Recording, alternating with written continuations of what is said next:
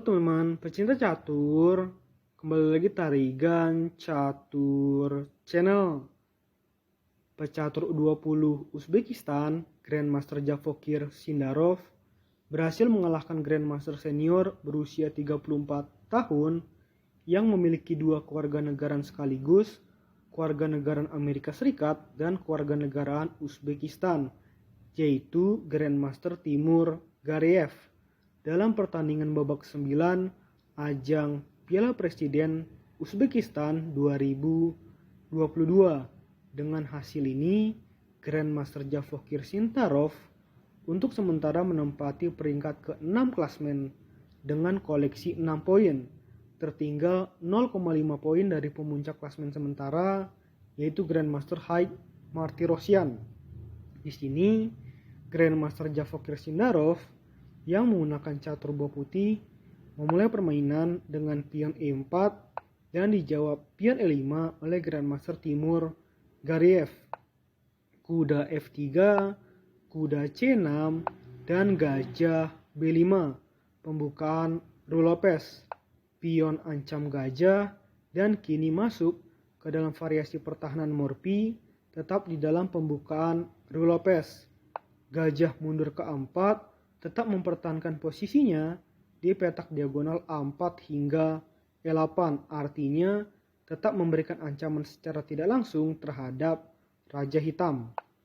Kuda ancam pion tanpa menyelamatkan pion, rokade pendek oleh putih.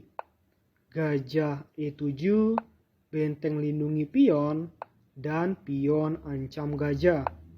Gajah mundur ke B3, pion D6, dan pion C3.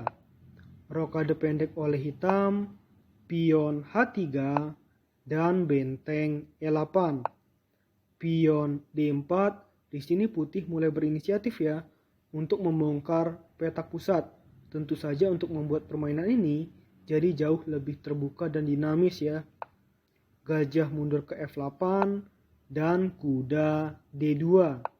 Gajah B7, pion A3, pion H6, gajah C2, dan kuda mundur lagi ke B8.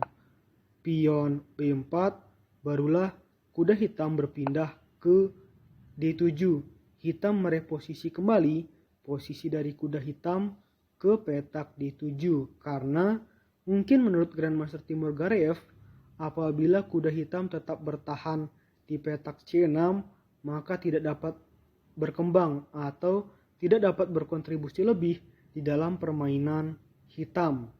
Tapi kalau di petak D7 ini bisa lebih bermanfaat untuk hitam itu sendiri, terutama untuk mensupport kuda hitam lainnya yang ada di F6. Gajah B2 dan benteng B8. Benteng B1, lalu gajah A8. Gajah D3, pion G6, dan menteri C2. Pion C6, pion pukul pion, dan pion pukul pion di E5. Pion C4, pion C5, dan gajah C3. Menteri C7, menteri A2, barulah terjadi pertukaran pion. Pion pukul pion dan pion pukul pion di B4. Pion A5, gajah mundur ke F1, pion pukul pion di B4, dan gajah pukul pion di B4. Gajah pukul gajah dan benteng pukul gajah di B4. Pion pukul pion dan benteng pukul pion di C4. Kali ini dengan tempo ancam menteri hitam. Menteri berpindah ke D6, lalu benteng C1, menumbuk benteng di lajur C. Gajah B7, menteri A7, menteri B6 ajak adu menteri yang tidak diterima oleh putih. Putih memindahkan atau memundurkan menterinya jauh ke petak A1.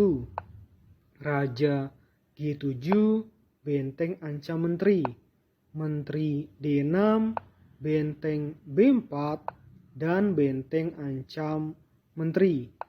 menteri pindah ke B2, dan barulah di sini hitam dapat memindahkan gajahnya ke petak A6 untuk mengajak adu gajah yang diterima oleh putih.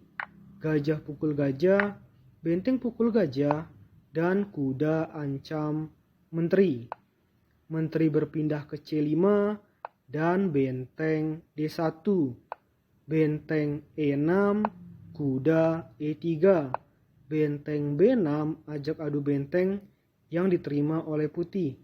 Benteng pukul benteng, benteng pukul benteng ancam menteri, dan menteri D2. Benteng B4 ancam pion 2 kali, dan benteng ancam menteri. Di sini tanpa menyelamatkan menteri, dilakukanlah langkah kuda pukul pion ancam menteri. Putih memindahkan menterinya ke petak E1 dan menteri B5. Kuda G4, kuda G5, kuda pukul kuda, dan pion pukul kuda di G5. Menteri D2, benteng F4, dan benteng C8. Menteri skak di B1, raja pindah ke H2. Seharusnya sini hitam memindahkan menterinya ke petak F5. Kalau ini dilakukan, maka permainan berpotensi remis karena situasi menurut analisa komputer sangat-sangat berimbang. Tapi karena yang dilakukan adalah menteri ke petak B7, maka kini Grandmaster Javokir Sindarov jauh lebih unggul ya secara posisi dengan plus 1,5. Fakta ini membuat Grandmaster Timur Gareev tentu saja akan sangat kesulitan bahkan hanya untuk sekedar meraih hasil remis. Benteng pindah ke D8 dan kuda F6. Menteri D6 dan lagi-lagi ada blunder dari hitam. Hitam melakukan langkah kuda pukul kuda skak. Sekilas langkah ini tentu saja akan memberikan keuntungan secara materi satu pion terhadap hitam. Tapi itu jelas berbeda jika dibandingkan dengan posisi. Karena kuda pukul kuda skak, maka kita lihat pertahanan yang ditempati oleh Raja Hitam jadi jauh lebih terbuka dan tentu saja sangat-sangat berbahaya terhadap Raja Hitam itu sendiri. Dan di sini analisa komputer menilai putih sudah unggul secara posisi sangat telak dengan plus 3,6. Pion pukul kuda, benteng pukul pion, dan pion G3. Benteng E4, benteng ancam menteri. Menteri A7 dan menteri skak. Raja F6, menteri skak lagi, dan raja F5. Benteng B6, benteng D4 ancam menteri, dan menteri skak. Raja pindah ke E4, menteri skak lagi, dan setelah raja pindah ke F5, tepat di posisi ini sendiri, Grandmaster Timur Gareev memutuskan untuk menyerah.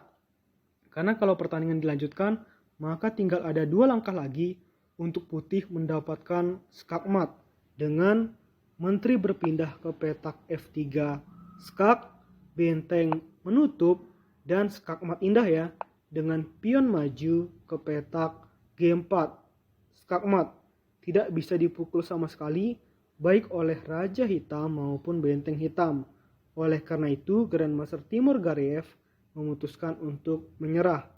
Oke, menurut admin Tarigan Catur video kali ini cukup ya. Nantikan video-video selanjutnya tetap di Tarigan Catur Channel.